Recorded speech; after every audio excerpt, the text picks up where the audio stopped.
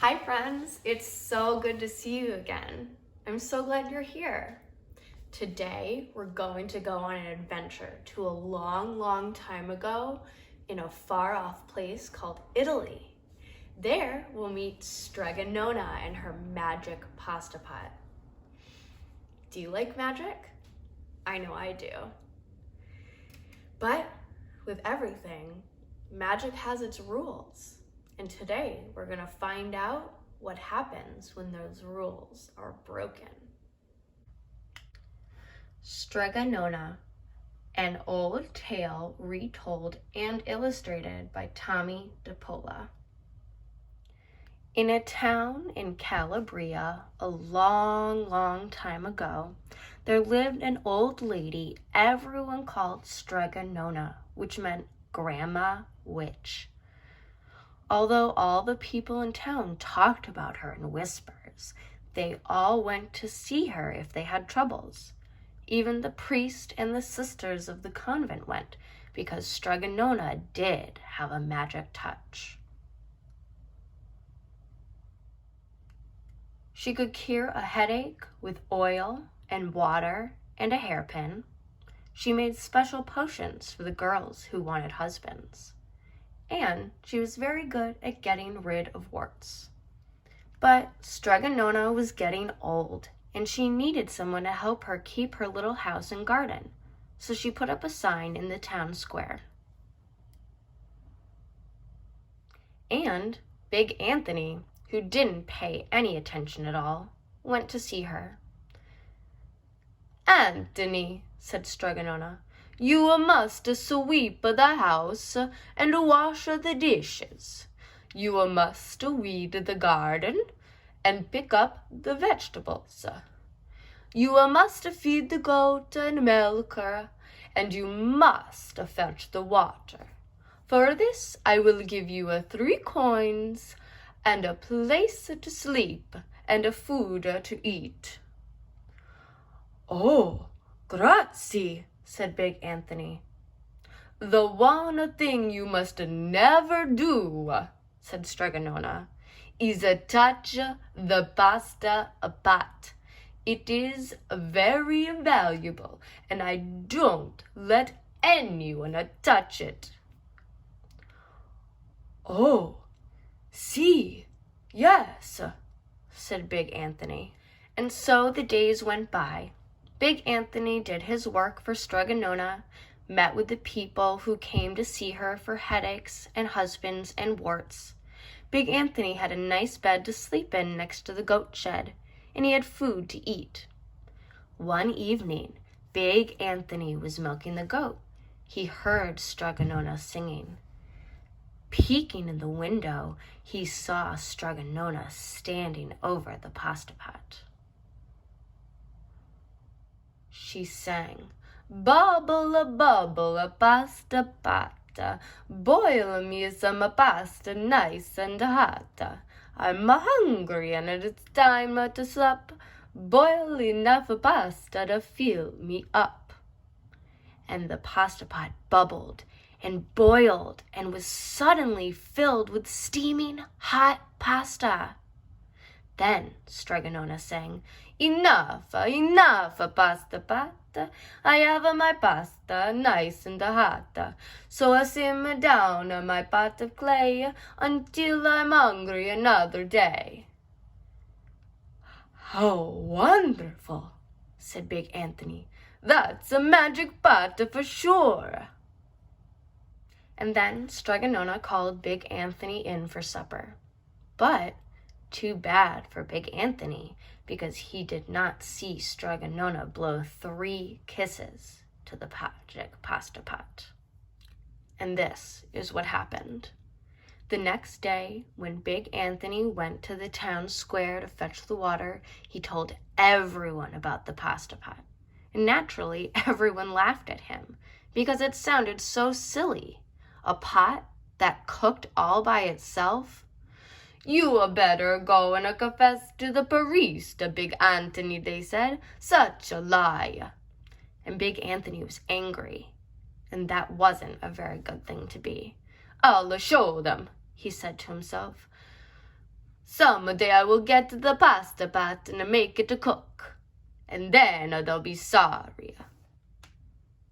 That day came sooner than even Big Anthony would have thought, because 2 days later, Strega Nona said to Big Anthony, "Anthony, I must go over the mountain to the next town to see my friend Strega Amelia. Sweep the house and weed the garden, feed the goat and milk her for her lunch. There's some bread and cheese in the cupboard. And remember, don't touch the pasta pot." "Oh, yes, Strega Nona," said Big Anthony.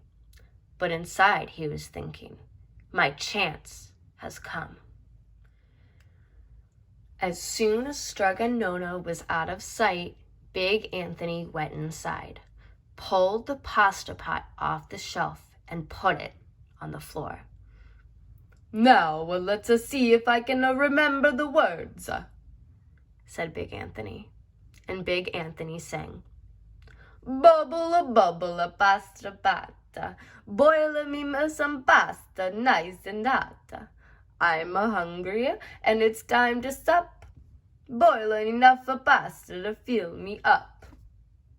And sure enough, the pot bubbled and boiled and began to fill up with pasta. "Aha!" said Big Anthony, and he ran to the town square, jumped on the fountain, and shouted, "Everyone get the forks and the plates and the platters and the bowls. Pasta for all at Strega Nona's house. Big Anthony has made the magic pasta pot work." Of course, everyone laughed, but ran home to get forks and plates and platters and bowls, and sure enough, when they got to Strega Nona's, the pasta pot was so full it was beginning to overflow. Big Anthony was a hero. He scooped out pasta and filled the plates and platters and bowls. There was more than enough for all the townspeople, including the priest and the sisters from the convent. And some people came back for 2 and 3 helpings, but the pot was never empty. When all had had their fill, Big Anthony sang, "Enough, enough, pasta pot. I have my pasta nice and hot. So I simmer down my pot of clay until I'm hungry another day." But, alas, he did not blow the 3 kisses. He went outside, and to the applause of the crowd, Big Anthony took a bow. He was so busy listening to compliments from everyone that he didn't notice the pasta pot was still bubbling and boiling, until a sister from the convent said, "Oh, Big Anthony, look!" And the pasta was pouring out of the pot all over the floor of Strega Nona's house and was coming out the door.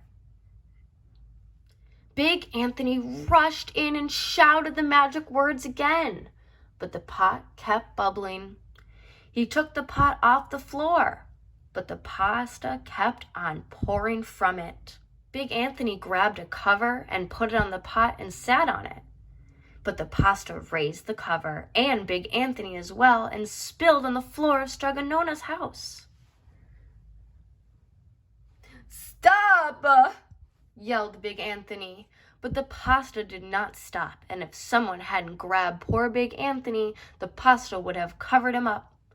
The pasta had all but filled the little house. Out of the windows and through the doors came the pasta, and the pot kept right on bubbling. The townspeople began to worry. "Do something, Big Anthony," they shouted. Big Anthony sang the magic song again, but without the 3 kisses, it did no good. By this time, the pasta was on its way down the road, and all the people were running to keep ahead of it. "We must protect our town from the pasta," shouted the mayor. "Get the mattresses, tables, doors, anything to make a barricade." But even that didn't work. The pot kept bubbling and the pasta kept coming. "We are lost," said the people, and the priest and the sisters of the convent began praying. "The pasta will overcome our town," they cried. And it certainly would have, had Strega Nona not come down the road home from her visit. She didn't have to look twice to know what had happened. She sang the magic song and blew the 3 kisses, and with a sputter, the pot stopped boiling, and the pasta came to a halt. "Oh, grazie! Thank you, Strega Nona," the people cried. But then they turned on poor Big Anthony. "String him up!" the men of the town shouted. "Now wait," said Strega Nona.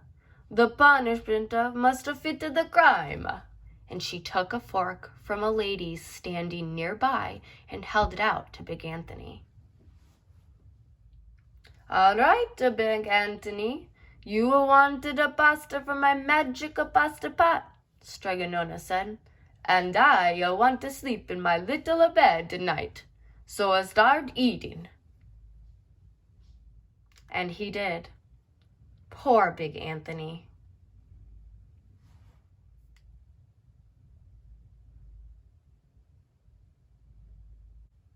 The end. Oh, Big Anthony, if only you had listened to Strega Nona. Well, hopefully that big bellyache of pasta taught him a lesson. And maybe next time he'll know not to mess with magic or other people's things. Or he'll at least bring some sauce for his spaghetti. Until next time, friends. Bye.